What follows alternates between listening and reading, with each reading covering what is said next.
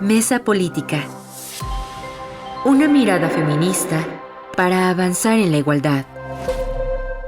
Hola, ¿qué tal? Bienvenidas a una nueva emisión de la Mesa Política, una mirada feminista para avanzar en la igualdad.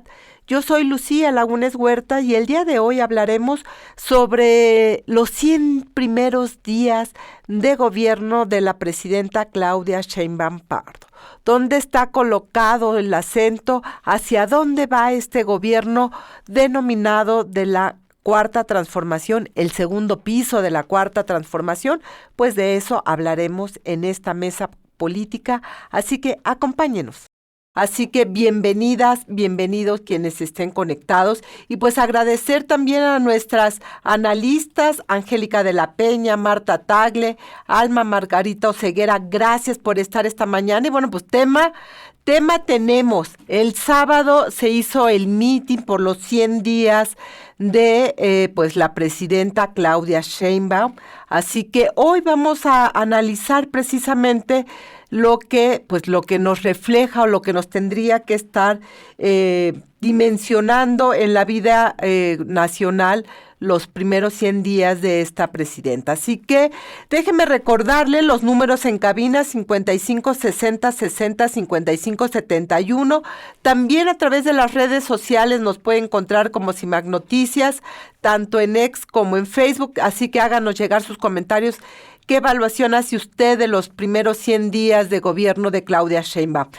Angélica de la Peña, a ver, una primera reacción de lo dicho, de lo vivido, de lo ocurrido el pasado sábado, este fin de semana, en el marco de los 100 días de Claudia Sheinbaum. Muy buenos días, Lucía, muy buenos días a quienes nos escuchan, querida Marta, querida Alma. A ver, yo creo que se tiene que dar en un contexto general de lo que está pasando en México, lo que está pasando en el mundo, las expectativas. Yo creo que esta modalidad de dar un informe a los 100 días, los primeros 100 días del gobierno, es fundamentalmente una propaganda mediática para, en este caso, lo puedo entender perfectamente bien, de la presidenta Claudia Sheinbaum, también decir: aquí estoy, yo soy, y estoy haciendo o me propongo hacer esto, pero además aprovecho para contestar sobre las distintas situaciones que se están viviendo y que hoy son materia de conversación. Ya no me meto en el tema, pero pues en unos días más Trump presidirá Estados Unidos con todas sus amenazas. Y además no podemos dejar de observar los comentarios que ya están dando, estas recomendaciones como la que le hizo Zedillo respecto de que sea ella, que se empodere, lo digo de otras palabras, pero sobre todo que no haya detrás en el cuarto continuo quien esté dando línea. Me parece que esa situación está ahí. Va a ser complicado que la presidenta se desprenda de eso, pero hay que entender dos cosas. En primer lugar, ella forma parte de un equipo que está haciendo algunos cambios interesantes, pero forman un equipo y piensan igual. Y yo creo que el otro aspecto preocupante desde mi punto de vista es que esta dinámica de dar prebendas para la gente que está reafirmada en este segundo piso de la 4T, nos lleva a una situación muy complicada por la falta de recursos que ya se están evidenciando y sobre todo porque no cambia. Eso es lo que a mí me interesa señalar. No cambia su enfoque respecto de que la gente, los grupos sociales que están en una situación irregular, en situación de vulnerabilidad, de extrema pobreza, de marginación, tienen que salir. El gobierno tiene la obligación de sacar a esos grupos de esa situación irregular y llevarlos a una protección integral de sus derechos humanos. Me parece que ese enfoque no lo estamos viendo mucho en quienes han estado presidiendo el país, mucho menos en el anterior presidente, que inscribió políticas populistas y hoy refrendadas por la presidenta Sheinbaum. Pero el problema es de que ahora no va a tener los dineros. Y creo que en el marco de todos estos pendientes, desde este enfoque de derechos, tengo que poner el dedo en el Sistema Nacional de Cuidados, que ya no lo menciona, ya lo quitaron, ya lo borraron, y me parece eso muy grave.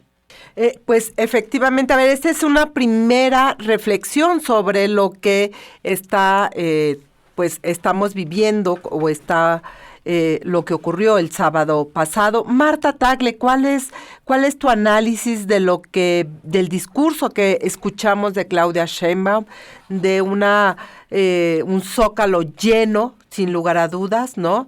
Abarrotado, diría yo. ¿Cómo lees tú 100 días de Claudia Sheinbaum? Sí, muy buenos días, me da mucho gusto saludarlas a todos. Y bueno, lo primero que quiero decir con respecto a estos 100 días es efectivamente el informe formal, ¿no? Se tiene que dar hasta dentro de un año, ¿no? Es lo que marca la ley. Y digamos que lo primero que sucede es que está continuando también en esta lógica narrativa de estar permanentemente llenando la plaza del Zócalo a los primeros 100 días de gobierno. ¿Por qué se pretende un informe a los primeros 100 días de gobierno? Y es que en materia de comunicación siempre se ha dicho que los primeros 100 días marcan como son el arranque y son los que marcan cómo se van a manejar las cosas a partir de este momento. Entonces creo que es bien importante o interesante analizar de cara a ese contexto, ¿no? Estos 100 días han puesto las bases de lo que va a seguir siendo el sexenio y me parece que también las declaraciones que la presidenta hizo frente a este zócalo lleno, efectivamente, donde si bien mucha gente fue llevada en transporte, las redes se pudieron dar cuenta de que la gente fue llevada, también hay que reconocer que van con ánimo, con interés de escucharla, pero este ánimo de llenar la plaza y lo que dijo frente a esta plaza es hablar de la continuidad, es decir, va a seguir siendo un gobierno muy parecido a la administración de Andrés Manuel López Obrador. Vamos a ver, por lo menos en la forma, pocos cambios y me parece que en los temas importantes de la política pública también va a haber pocos cambios y de entrada ella está diciendo, si están esperando que hiciera yo algo diferente, pues se equivocan porque va a haber continuidad y además señalo de manera muy importante haciendo respuesta además a lo que el expresidente Zedillo mencionó en alguna conferencia, que a ella no la manda nadie, que ella ha decidido gobernar de esta manera, o sea, palabras más o palabras menos, diciendo que las mujeres pueden gobernar por sí mismas sin que nadie gobierne por ellas, pero que ella ha decidido darle continuidad. Y entonces, pues me parece que de cara a esta declaración y a lo que hemos visto estos 100 días en los que efectivamente las grandes reformas que se han hecho, los movimientos, la política pública, incluso el presupuesto del que hablaba Angélica, tienen la misma lógica del gobierno anterior, vamos a ver pocos cambios, sí en un escenario totalmente diferente frente a las presiones que tendrán tanto económicas, tanto del exterior y por supuesto en un tema de la inseguridad que sigue siendo muy marcado en nuestro país. O sea, me parece que eso le tendrá que marcar una lógica diferente por más que la presidenta quiera continuar con la misma forma de gobierno que su antecesor. Alma, Margarita, ¿qué dices de lo ocurrido el sábado y qué nos marca en términos de gobierno?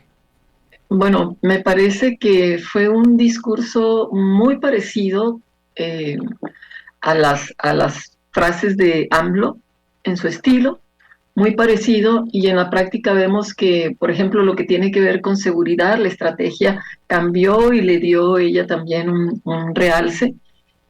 Sin embargo, me parece que hay mucha opacidad porque cuando se enfoca en las reformas constitucionales, o sea, con garbo ella menciona cómo se apoyó la reforma en singular constitucional, refiriéndose al Poder Judicial de la Federación, como minimizando todo lo que tenía que ver con los órganos autónomos que para nosotras, para la sociedad en su conjunto y para la democracia y para la transparencia son fundamentales y no se menciona en lo más mínimo y sí se le destaca al Poder Judicial de una manera muy infravalorada en términos de su impacto. Al contrario, es para garantizar que el pueblo decida, gobernamos con el pueblo, este discurso que se ha tenido. Eso me preocupa porque también, por ejemplo, hemos visto que los datos que se han dado en términos de homicidios, feminicidios, o sea, siguen siendo, antes que había en las páginas, se veía lo que tenía el secretariado de seguridad, y por el otro lado otras fuentes, ahora no. Entonces, por eso digo que también vimos en los medios de comunicación que había mucha apoyo al reconocimiento de que sea una mujer, y bueno, también a nivel mundial se le reconoce, y es muy interesante porque se habla de como una mujer, una presidenta que está promoviendo la unidad, cuando en realidad sabemos que la unidad que ella convocaba era sobre todo a las filas internas de Morena por todo lo que estaba pasando, etcétera, etcétera, ¿no? Pero el discurso sigue siendo de los otros y nosotros, ¿no? Entonces, esa parte es muy lastimosa porque vemos también que hay comunidades que están exigiendo justicia, exigiendo que se reconozca el control en estas entidades de los grupos, de los carteles. Y por eso decía...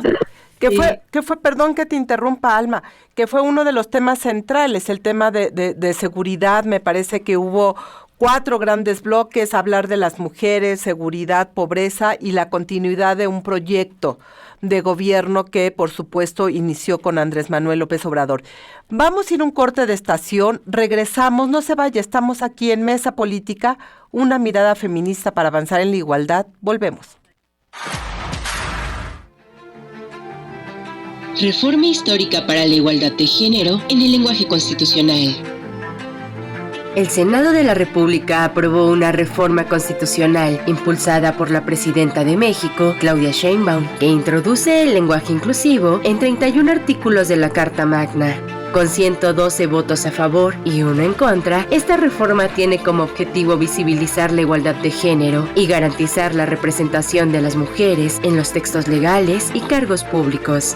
Durante su toma de posesión, la presidenta Sheinbaum enfatizó la importancia del lenguaje incluyente al señalar que lo que no se nombra no es visto. Esta visión quedó plasmada en la reforma, que busca eliminar expresiones masculinas genéricas como presidente, sustituyéndolas por términos inclusivos como presidenta o presidente, gobernadora o gobernador y jefa o jefe de gobierno. Este cambio representa un acto de justicia hacia las mujeres que lideran y transforman la nación.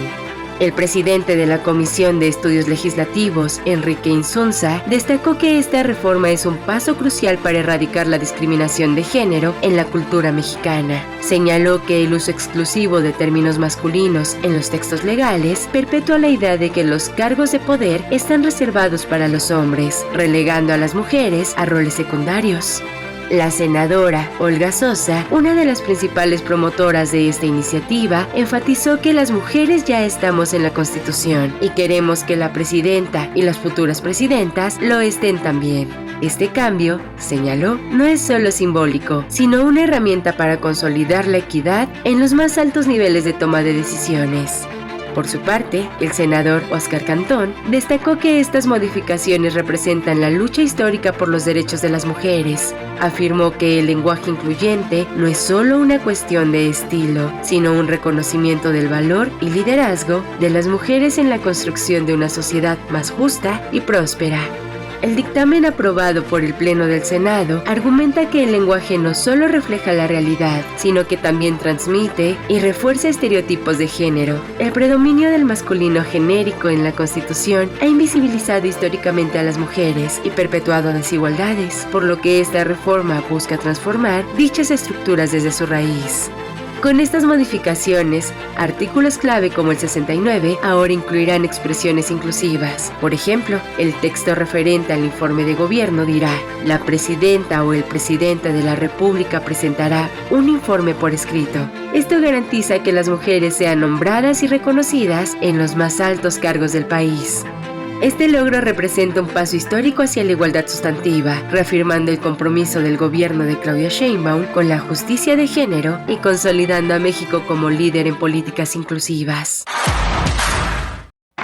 También hoy les digo a quienes piensan que las mujeres no tenemos iniciativa propia, que por nosotras piensan otros, a quienes afirman que las mujeres no gobernamos porque no tenemos capacidad o inteligencia, a quienes creen que presidenta se escribe con E, a los que con cobardía no pueden reconocer que las mujeres somos personas, a esos que aún no han entendido que las mujeres podemos, les decimos, así como llevamos un hogar, así como somos madres y abuelas, también tenemos la fuerza, la entereza, el temple y la capacidad para ser bomberas, ingenieras,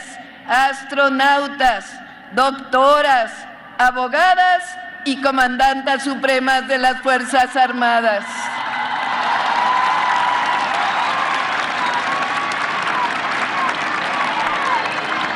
La discriminación, el racismo, el clasismo y el machismo son vestigios del pasado. México está cambiando para bien. Eso lo saben incluso los que se quedaron anclados en el ayer. Estamos viviendo tiempos excepcionales, únicos, extraordinarios, porque es tiempo de transformación y es tiempo de mujeres. Pues así lo dijo Claudia Sheinbaum frente a un Zócalo lleno en estos 100 días de gobierno, mi querida Marta Tagle. ¿Cómo traducir la algarabía del Zócalo a estas consignas y la vida real de las mujeres en términos de los retos que vienen? Ya decía Angélica de la Peña, el Sistema Nacional de Cuidados ni siquiera se ha mencionado.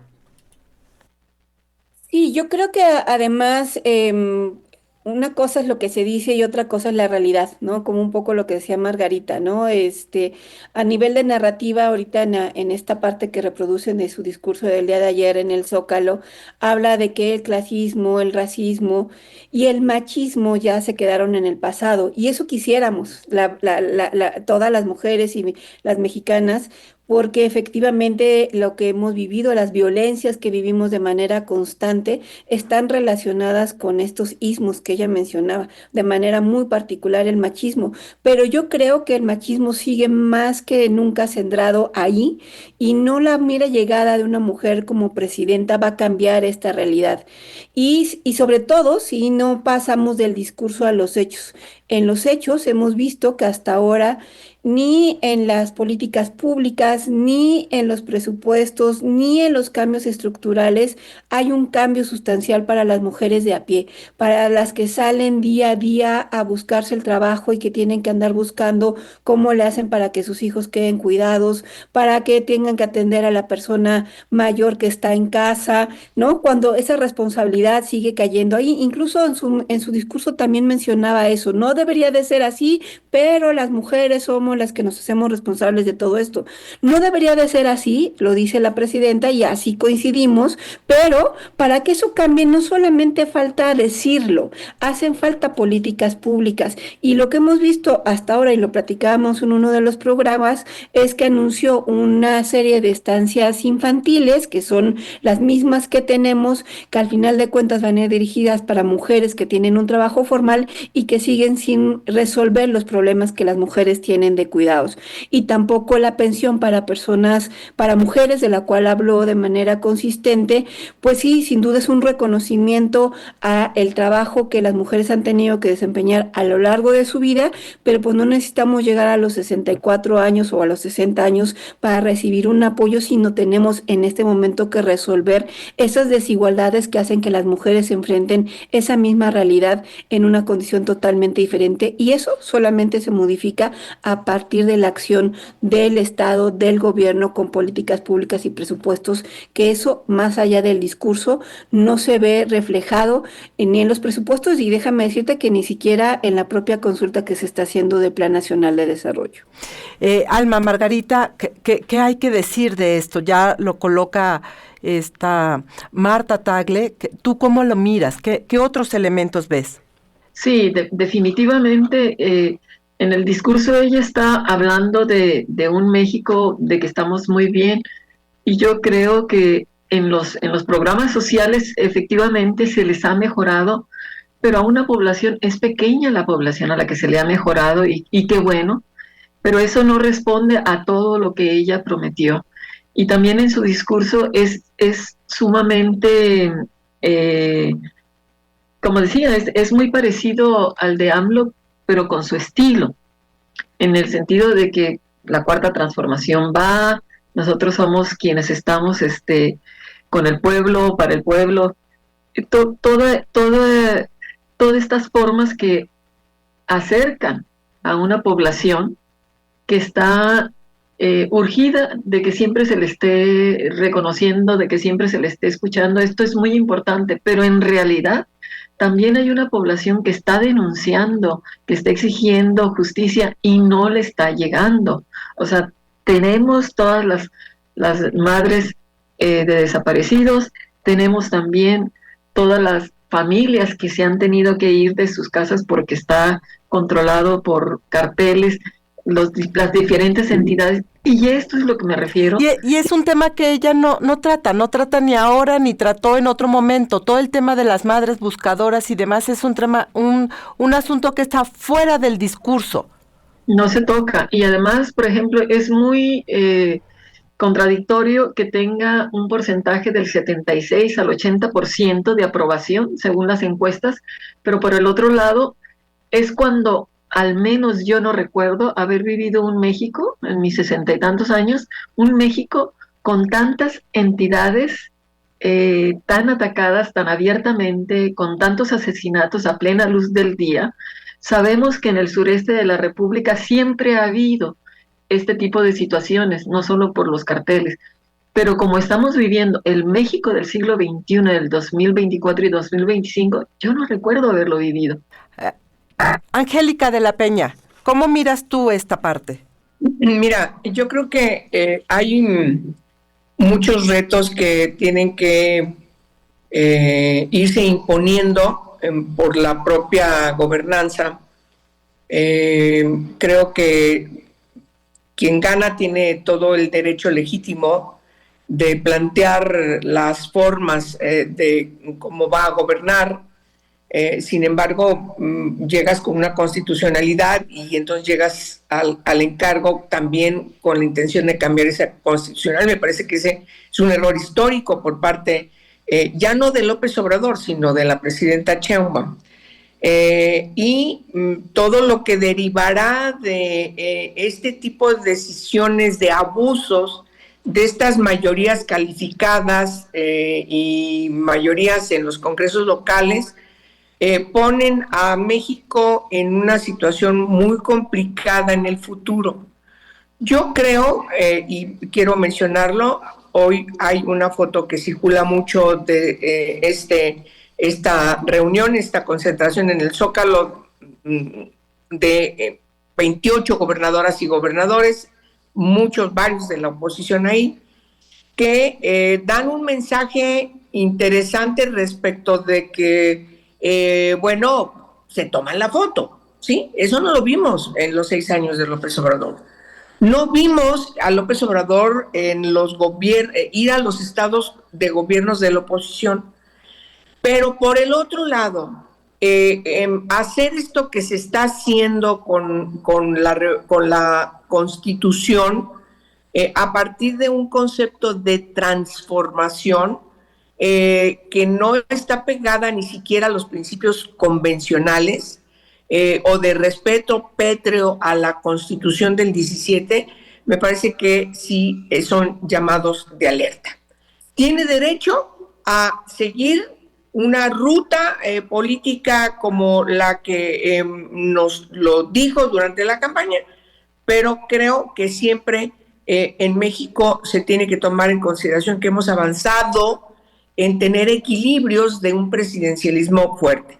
Yo no creo que tengamos que estar permitiendo la denostación de la presidenta por ser mujer, porque observamos mucho eso, pero tampoco creo que tengamos que hacerle concesiones por ser mujer y porque tenemos un argumento de que hay un rasero distinto, sino hoy está en el poder y ejerce el poder y tiene que hacerlo tomando en cuenta la problemática que tenemos, pero en esta mesa hay que señalarlo y reiterarlo, los problemas que tienen las mujeres de todas las edades y de todas las condiciones. No, absolutamente. La idea precisamente de la mesa es ir analizando desde la mirada feminista lo que va a ser sin duda, ya lo es, un parteaguas en la historia de México, que es la presencia de la primera mujer presidenta, que hay que reiterar. Es producto de una larga lucha del movimiento feminista, donde obviamente aquí ustedes tres, Alma, Angélica, Marta, pusieron todos los elementos para que pasáramos de las cuotas de los 90 y tantos, del 90, ¿no?, a la paridad. Sin eso, la paridad en todo, sin esa reforma, sin esos cambios que se hicieron a través de las legisladoras como tú, Angélica, como tú, Marta, tendríamos otra realidad en el país. No tendríamos la mitad de entidades gobernadas por mujeres, no tendríamos gabinete paritario, y eso hay que recordarlo, sin lugar a dudas, de dónde viene lo que hoy tenemos. Vamos a ir a un corte de estación, regresamos, no se vaya, estamos aquí en la mesa política, volvemos. En materia de seguridad, como saben, lo hemos explicado, nuestra estrategia consiste en 4 ejes. Atención a las causas para evitar que las y los jóvenes vean a los grupos delictivos como una opción de vida, cuando en realidad es una opción de muerte. Además de todos los programas de bienestar que hemos anunciado, pusimos en marcha en municipios prioritarios con altos índices de violencia, una estrategia de paz, con atención directa, casa por casa. El segundo eje es el fortalecimiento de la Guardia Nacional. El tercero, la inteligencia y la investigación. Y el cuarto, la coordinación de todos los niveles de gobierno. Con esta estrategia y con la tendencia que ya venía del gobierno del presidente López Obrador, les informo que entre septiembre y diciembre de 2024 los homicidios dolosos disminuyen. Pues insisto, aquí está lo señalado, que es uno de los ejes que la presidenta ha dado prioridad, digamos, a todo el tema de seguridad, Angélica de la Peña. El mensaje es claro. ¿Tú qué opinas? Pues sí, pero contradictorio. Frente a lo que acaba de decir, prácticamente con unas horas de diferencia, el gobernador Durazo en Sonora, en donde señala que el 97.2% de los homicidios, las víctimas se pusieron a sí mismas en esa situación, digamos, de riesgo, lo añado yo, pues entonces mi pregunta es, ¿cómo puede estar atendiéndose, por ejemplo, el feminicidio cuando se está hablando de que en una interpretación de lo que dice este señor, las víctimas se pusieron a sí mismas en riesgo para ser asesinadas? Tiene es interesante cómo piensan estas personas y puedes entender por qué tienes a una sonorense, una madre buscadora, por todo el país, junto con otras madres, con otras organizaciones que cada vez son más y cada vez están más integradas, exigiendo que aparezcan sus seres queridos con vida, o saber qué pasó con ellos, cuál fue su paradero, cuál fue su suerte. Me parece que hay un problema de un doble discurso, querida Lucía. Por un lado se pregona una cosa, pero por el otro lado se hace otra o se deja de hacer. Y tienes ese tipo de exabruptos como el del gobernador Durazo, que se refleja, se echa de cabeza, por decirlo coloquialmente, al estar mencionando este tipo de comentarios que son a todas luces totalmente inadecuados en boca de un gobernador que está tomando las decisiones de seguridad de un estado. ¿Cómo va a atender la policía, que es el primer respondiente de Sonora, estos hechos? ¿Y cómo va a participar legalmente, en función de sus atribuciones constitucionales, de su constitución local y federal, con las otras instancias del Ministerio Público y etcétera? Y sobre todo, ¿qué respuesta se le da a las víctimas sobrevivientes? Yo creo que sí estamos frente a una situación en donde necesitamos seguir insistiendo que el Estado de Derecho en México, y particularmente el Estado de Derecho de las mujeres, porque cada vez son más mujeres las que desaparecen de manera forzosa y cada vez son más mujeres jóvenes, niñas que desaparecen de manera forzosa, pues estamos ante una situación en donde el Estado de Derecho no les importa y se dice cualquier cosa que francamente es muy preocupante. Uno de los elementos que colocó también en el discurso, Claudia, tiene que ver con esta demanda de que hizo el gobierno pasado en Estados Unidos a las tiendas de armas, y han estado señalando precisamente cómo ahí se hace necesario que también pues el gobierno de Estados Unidos vaya controlando esta circulación de armas, y ya lo dijo Marcelo Ebrard en un foro que estuvo la semana pasada. Estados Unidos es el que está armando a los cárteles, ¿no? Al permitir este tipo de venta de armas de manera tan fácil. Y Alma, pensando en esto que señala Angélica, hay un elemento precisamente que tiene que ver cómo en el caso del feminicidio hacia las mujeres, las armas de fuego se van colocando como uno de los instrumentos que tiene un repunte para arrancar la vida de las mujeres.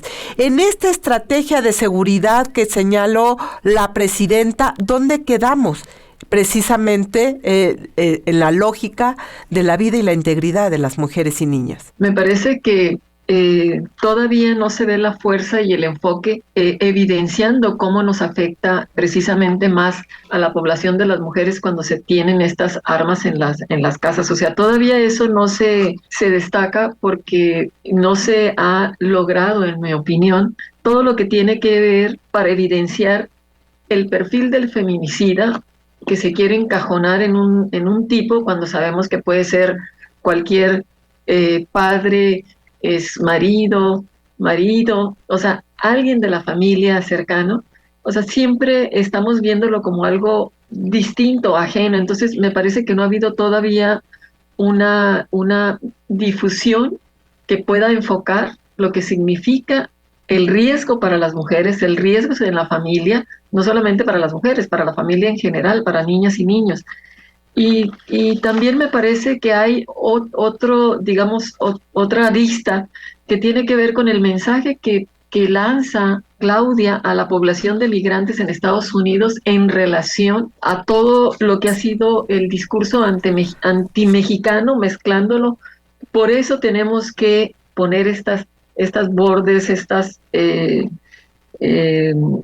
destacando las remesas. Solo el 20%, dijo Claudia, llega a México, el 80% se queda en Estados Unidos, sí, reivindicando el papel de la población migrante. Sí, pero también refiriéndose a la cuestión de la seguridad. O sea, nuevamente, refiriéndome al discurso antimexicano y cómo lo vincula, ellos son los que traen las armas, o sea, lo revierte Trump. Ellos son los que traen las armas, ellos son los que traen los delitos. Y el mensaje que envía Claudia Sheinbaum diciéndole, bueno, la población de migrantes es una población altamente calificada que se utiliza, o sea, yo pienso que ella ha estado jugando de manera inteligente, me parece, cuando se refiere a la población de migrantes, por todo lo que ha estado amenazando Trump respecto a todos los aranceles que se van a poner. O sea, aquí hay varios elementos que también pues podemos reconocer en términos de que no se ha quedado callada, ha respondido de manera diferente y no utilizando el enfoque al interior de nuestro país de lo que significa tener las armas en las familias, el impacto de aumento en los feminicidios. O sea, esa parte no existe. Hay varios elementos, mi querida Marta Tagle. No solamente tiene que ver esto, la proliferación de armas de fuego, eso se viene documentando desde hace tiempo y poco se había tomado en la acción, pero me llama la atención que ahora recupera precisamente esta demanda que en su momento pusiera Marcelo Ebrard ante Estados Unidos para que detuviera pues este tráfico de armas. Y esto con el mensaje de los 4 elementos que ella ha señalado desde el primer momento para la estrategia de seguridad, que finalmente pues, los datos están ahí, mi querida Marta Tagle. Sí, yo creo que sin duda la estrategia de seguridad va a estar muy relacionada con estas presiones que ya hablaban tanto Angélica como Margarita de lo que va a suceder a partir del próximo lunes de la llegada con Trump como presidente de Estados Unidos, porque sin duda estos 3 temas que ellas manejaban, el tráfico de armas, el tráfico de personas y el tráfico de drogas, son 3 cuestiones que van a estar marcando la relación México-Estados Unidos y muy de manera concreta el tema de la estrategia de seguridad. Quiero decir que en ese sentido me parece, y ya lo apuntaba Margarita, que también ha sido inteligente la presidenta en ir haciendo algunos cambios en la estrategia de seguridad sin tener que decirlo, pues, ¿no? Sin tener que estarlo declarando, porque declararlo implicaría incluso tener animadversión en la propia 4T, porque pues recordemos que la estrategia de seguridad de López Obrador se resumía en abrazos y no balazos, ¿no? Y me parece que ella, sin tener que declararlo, ha venido haciendo algunos cambios y en ese sentido, para nosotras las mujeres, me parece que es un tema interesante estar pendiente del asunto, porque yo veo menos militarización en su mensaje. Y eso es un tema que en la vida, en la integridad de las mujeres es un tema fundamental. Ojalá se logre, ojalá le baje tantito, ¿no? Ojalá y esta estrategia realmente cuaje. Me parece que un poco la presencia del secretario de Seguridad en estos lugares donde hay estos lugares tan violentos como el caso de Sinaloa, Sonora, que ahorita apuntaba Angélica, lo que está sucediendo en Chiapas, etcétera, dando resultados justamente porque en esa medida podrá continuar con ese cambio de estrategia. Pero lo que todavía no logramos ver, esa es la estrategia, digamos, como grandota, ¿no? La que tiene que ver con la seguridad a nivel nacional. Pero la seguridad del día a día, la que hemos dicho, a ver, las mujeres no nos sentimos más seguras con más policías en la calle, con más Fuerza Armada en la calle. Hace falta mucho, hace falta infraestructura, hace falta poner a las policías que realmente estén formadas, hace falta garantizar la seguridad y la vida de las mujeres a nivel de lo concreto, de que no suframos violencia en el transporte público, en la escuela, en el trabajo, en todos los lugares donde estamos. Eso todavía no veo la estrategia y menos que ahora que acaban de hacer este cambio a la Secretaría de las Mujeres, que habrá que ver en qué se concreta. Y ver cómo se enlaza todos estos elementos como la inteligencia con precisamente la vida y la integridad de las mujeres. Vamos a ir a un corte de estación, volvemos 55 60 60 55 71. Háganos llegar sus comentarios. Vamos rápidamente a un corte de estación, volvemos. Mesa Política. Una mirada feminista para avanzar en la igualdad.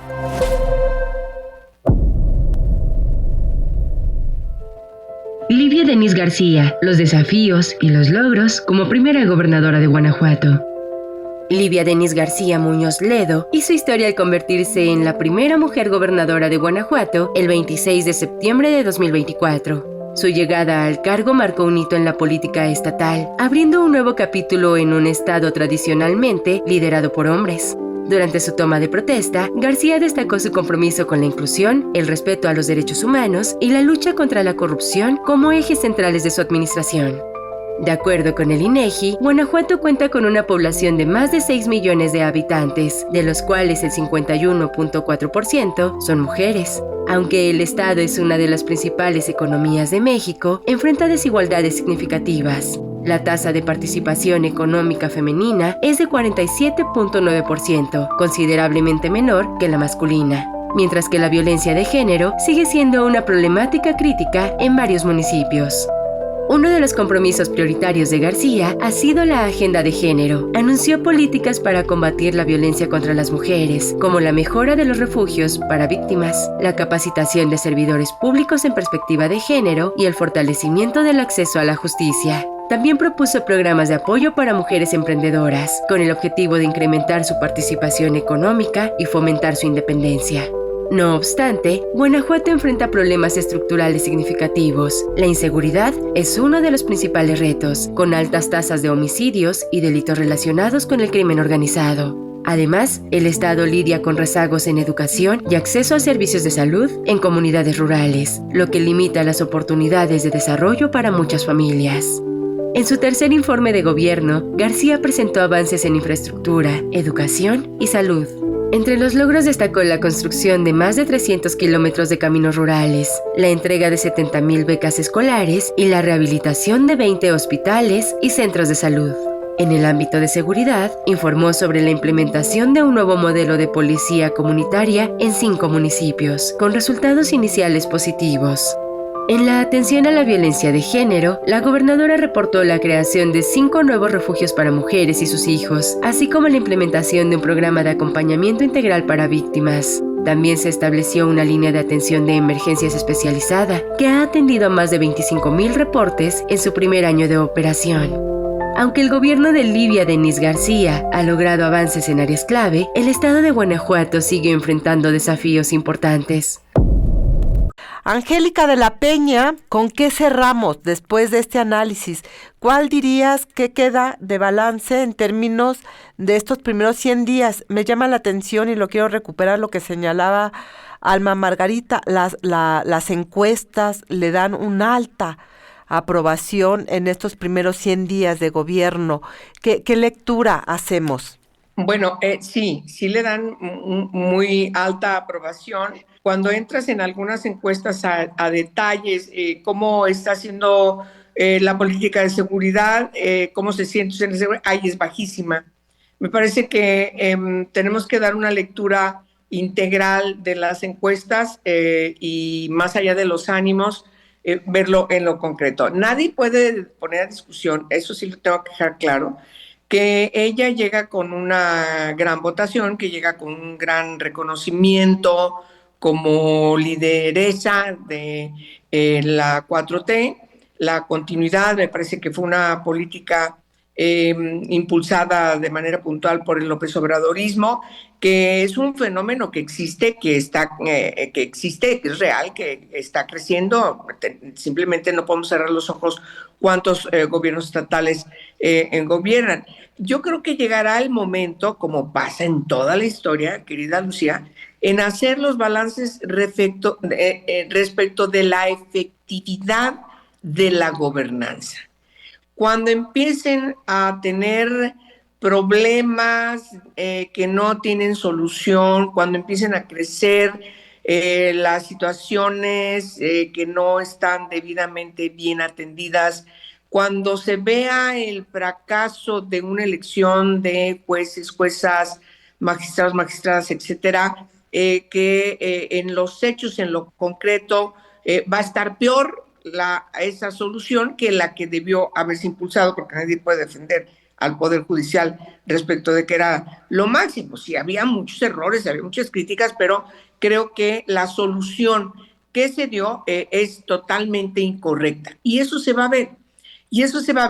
Sí hay aciertos en seguridad. Me parece que fue una decisión importante en un experto en seguridad, porque hay que hacer análisis del contexto real. Pero me preocupa que haya bajado los presupuestos en educación y que haya bajado los presupuestos en salud. 2 derechos fundamentales que sin lugar a dudas también contribuyen a al fomento de la ciudadanización. Necesitamos pensar en las nuevas generaciones, todas estas que están en la escolaridad, pequeños hasta la universidad, etcétera, y yo creo que esa parte me extraña que siendo ella científica, viniendo de la UNAM, teniendo este reconocimiento por parte de mucha gente de la UNAM que la apoyó, no le esté poniendo atención a como una buena gobernante que decide apoyar la educación y decide, por supuesto, restituir la salud, que estaba francamente en un grave deterioro en el gobierno de López. Y bueno, las broncas así se van a empezar a aflorar y van a empezar a venir las críticas adentro, porque afuera las críticas ya están, la oposición ya está, algunas están articulándose en un nuevo partido, los partidos que existen con registro están haciendo lo suyo, pero me parece que esa parte tiene que verse tarde que temprano, porque no se puede ocultar los malos gobiernos. Marta Tagle, ¿con qué cerrarías? Sí, bueno, yo creo que además del dato que ya mencionaba Alma Margarita, me gustaría compartir que también se dio a conocer la encuesta de Latinobarómetro que se hace en toda la región de América Latina con respecto a la valoración de la democracia, ¿no? En toda América Latina. Y es de resaltar que por primera vez en la historia México, o por lo menos desde que está haciendo esta medición desde el 2005 a la fecha, México tiene una valoración de el nivel de su democracia muy importante. El 74% de las personas encuestadas valoran de manera correcta la democracia, es decir, están contentos con su nivel de democracia en nuestro país, y eso me parece interesante, ¿no? O sea, porque sin duda quienes militamos en un partido y muchas veces dentro de la oposición, pues nos parece como muy negativo lo que vemos, somos muy críticos y demás, pero creo que esto, tanto las encuestas mexicanas como esta de Latinobarómetro, nos deben de llevar a repensar efectivamente qué es lo que la ciudadanía está viendo y viviendo para valorar de manera correcta esta situación que está pasando en México, sin dejar de ser crítica, sin dejar de ver justamente estos temas de la gobernanza que habla Angélica y que se seguirán valorando conforme pasen los meses y los años, pero en el sentido de que también hay que entender cuál es el sentir de la población. La población en México en este momento se siente a gusto con lo que está pasando, y en ese sentido pues hay que identificar justamente cuáles son los elementos que dan esta posibilidad. Y el otro comentario que me gustaría hacer, porque me parece que no lo hicimos de manera muy consistente, o lo hicimos pero no prosperó, y que tiene que ver con este tema de la democracia en nuestro país, es que, por ejemplo, algo que yo señalaba en mis redes sociales a raíz de estos 100 días de gobierno, es que, por ejemplo, en el 134 constitucional se establece que ningún funcionario público puede hacer propaganda personalizada, ¿no? Esta era una demanda que la oposición en ese entonces, PRD, Andrés Manuel y muchos de los que estamos en la oposición, pusimos en la Constitución para evitar una propaganda personalizada que pusiera en desequilibrio a la democracia en nuestro país, y que además se diera solamente en el marco de los informes formales, ¿no? Y entonces estamos viendo desde ahorita, desde los 100 días de gobierno, nuevamente una propaganda personalizada, porque nadie puede dejar de negar que todos los puentes, los camiones, por todos lados vimos esta propaganda de los 100 días de gobierno, que es algo total y absolutamente fuera de la legalidad, porque era personalizada, porque no había un informe formal, porque se utilizaron recursos públicos para esto que no se están fiscalizando, y esto lo hizo el anterior gobierno y no se le puso un alto a tiempo. Es bien difícil, claro, ponérselo el alto, por lo que ellos incluso pueden cambiar ahorita la Constitución y quitar eso si quieren, pero las reglas que nos dimos simple y sencillamente queda nuevamente claro que a la Cuarta Transformación no le importa, y esto en la democracia sí importa, porque si no tenemos un Estado de Derecho, si no hacemos valer ese Estado de Derecho, pues aunque la ciudadanía esté a gusto con la democracia que tenemos, pues al final de cuentas sigue siendo muy endeble porque en cualquier momento se cambian las reglas o simple y sencillamente no se respetan esas leyes que nos hemos dado. Qué importante que tocas este tema, y ahora sin INAI menos tendremos información para saber qué carambas, con cuánto dinero se hizo esta promoción. Alma, ¿con qué cierras esta mesa y este día? Sí, bueno, yo creo que como que yo tengo un sentimiento muy contradictorio, porque sí, por primera vez hemos visto a una mujer como presidenta, a una mujer con una escolta que la vez anterior y ahora, o sea, en la toma de protesta y ahora en los 100 días de su ejercicio, fortalece la imagen de las mujeres, y eso no podemos decir que no nos gusta, al contrario, qué bueno que lo hace, o sea, sí fortalece, sí destaca quienes trabajamos en la casa. Quizá no me gusta mucho la manera en cómo lo hace, pero lo hace, porque antes estábamos totalmente invisibilizadas.